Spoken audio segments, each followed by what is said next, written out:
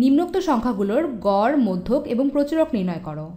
আচ্ছা, আমাদের দেয়া আছে 23, 29, 20, 32, 23, 21, 33 এবং 25, এবং এই সংখ্যাগুলোর আমাদের গড়, মধ্যক এবং প্রচুরক নির্ণয় করতে বলা হয়েছে। তাহলে গড় নির্ণয়ের ক্ষেত্রে আমরা জানি এই সংখ্যাগুলোকে প্রত্যেকটিকে যোগ করে এখানে যতগুলো সংখ্যা আছে সেই সংখ্যাটি দিয়ে ভাগ করে দিলেই আমরা এই সংখ্যাগুলোর গড় পেয়ে যাব। অর্থাৎ এই প্রত্যেকটি সংখ্যাকে যোগ করে 1, 2, 3, 4, 5, 6, 7, 8 দিয়ে ভাগ করলে আমরা পেয়ে যাব এই 8টি সংখ্যার গড়। তাহলে এসো প্রথমে সংখ্যাগুলোকে যোগ করে নেই। আমি এখানে লিখছি 23, 29, 20, 32, 23, 21, 33 এবং 25। এবার এসো যোগ করে ফেলি।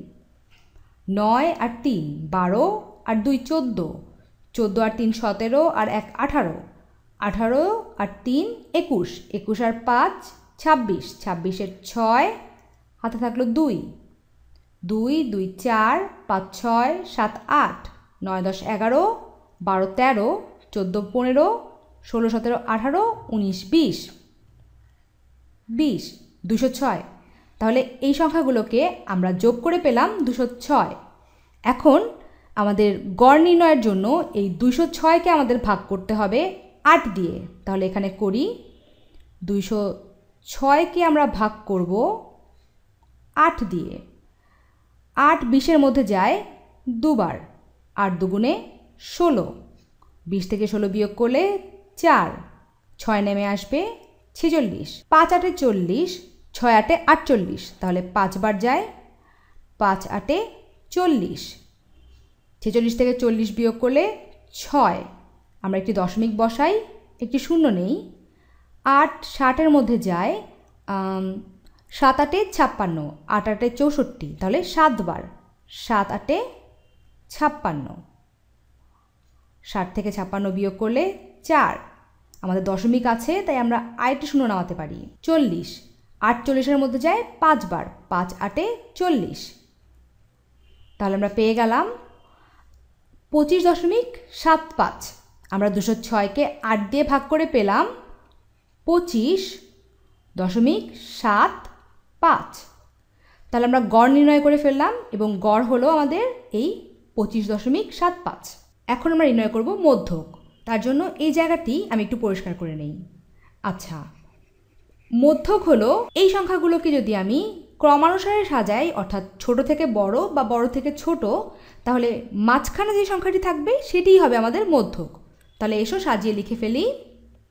প্রথমে এখানে সবচেয়ে ছোট সংখ্যাটি হলো, আমি দেখতে পাচ্ছি 20, তাহলে আমি লিখি 20।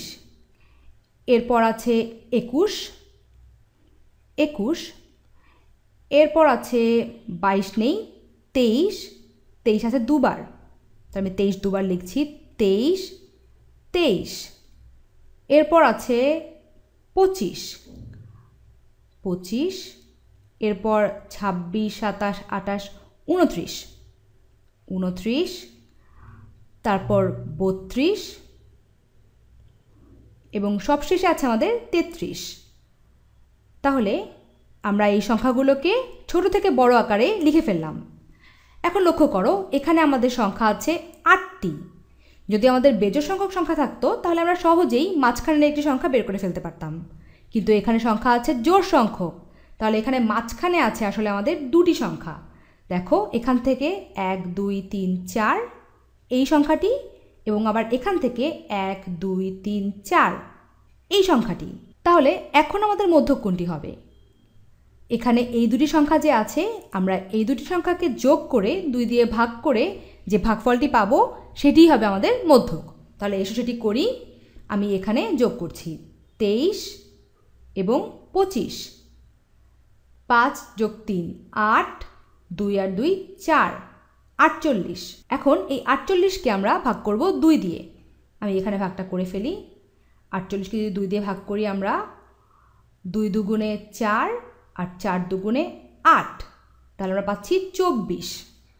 আমরা পাই 24।